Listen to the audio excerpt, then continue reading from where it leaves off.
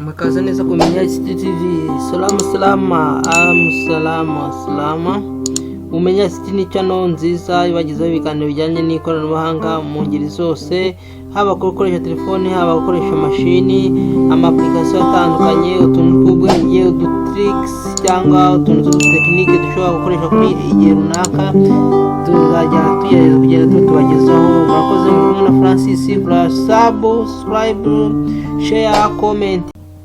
Muraho neza abakunzi b'ubumenyi CCTV, murakaza neza kumenya CCTV. Muri kumwe na Francis Xavier nk'uko bisanzwe. Rero turagiye kubagezaho kandi kantu gajya gakunda kuba keza. Ufite WhatsApp yawe muri telefone yawe ni nini cyangwa ni ntoya, ugiye mu magroupe menshi cyane ashoboka atandukanye, urashaka ko ibintu bajya bakohereza kuri telefoni, abantu bajya posting ibintu bitandukanye kuri machine yawe cyangwa kuri telefoni, bashyize muri groupe basharinze ikintu, uzagifungura ugishaka cyangwa ukihurire, kuko ushobora kubyemeza ko ikintu kizajya gituruka kuri WhatsApp kizajya gita kidownloadinga muri telefone yawe kikibikamo, ariko icyo gihe bimara umwanya wa telefone yawe, ku buryo wenda iyo ufite agatelefoni gatoya bikubangamira, cyangwa ntushaka ibintu byose bijya bita byidownloadinga, cyangwa hari ibyo ushaka uzajya downloadinga, urugero nk'amafoto akahita yerekana, ariko wenda video ukazajya uyikikaho ikidownloadinga ari uko ubishatse. Ibi byose wabisettinga muri WhatsApp yawe. Reka tubirebere hamwe rero ko umuntu abisettinga n'uburyo abikuramo, akaba atakwemera ko ikintu kibasha guhita kidownloadinga cyangwa kijya muri gallery ya telefoni yiwe. In this course we see how you can enable or disable some download, what we call auto download in your smartphones, using the group WhatsApp or other medias, social medias. If someone is sending some photos or some video or some music on the group, automatically it will be downloaded, or you can disable or enable it if you want to do this. Let's see how you can disable or how you can configure in your WhatsApp group. If you want to download, if someone sends something, it is automatically auto download, or if you don't need, you can disable this option. Let's go.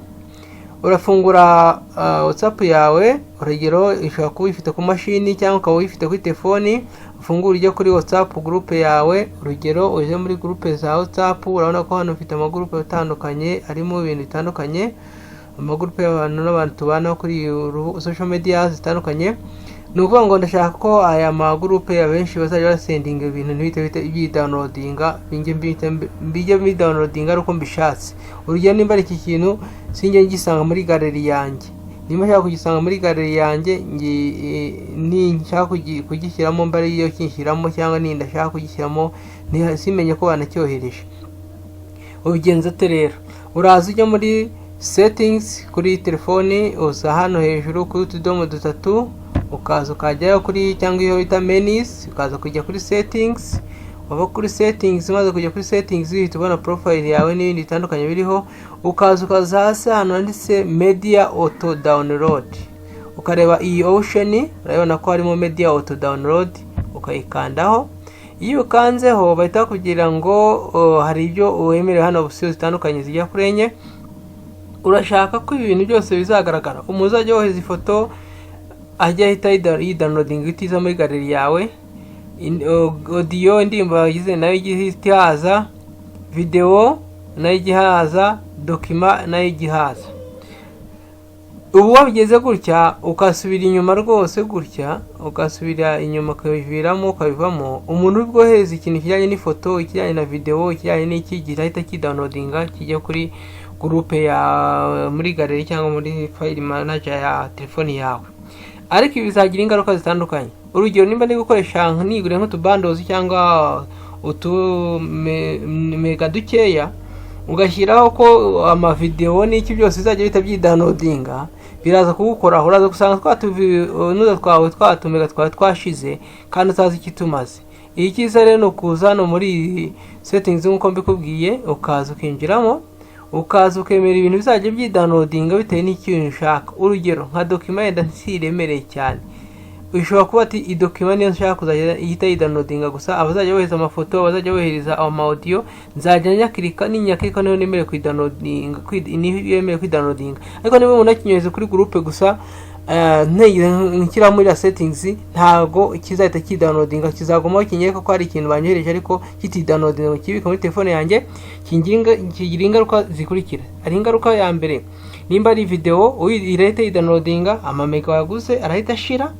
Ikindi cya kabiri nuko yindi ngaruka ushobora guhura nayo nuko izuzuza storage ya device yawe bitewe nuko device yawe ingana.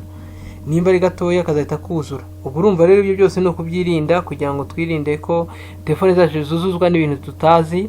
Kora buryo kugira ngo ubashe kwirinda ibintu bifutse kuri WhatsApp uko byakuzeza telefone cyangwa ugatwara ama megabyte yawe utabishaka. Murakoze, murakarama rero, mukore share, mukore comment, mukore like kuri Ubumenyi TV, tugende turubona utuntu tw'ubwenge dutandukanye mu mpande zose zijyanye n'ikoranabuhanga. Ciao ciao, mwari kumwe na Francis ubifuza ishya n'ihirwe.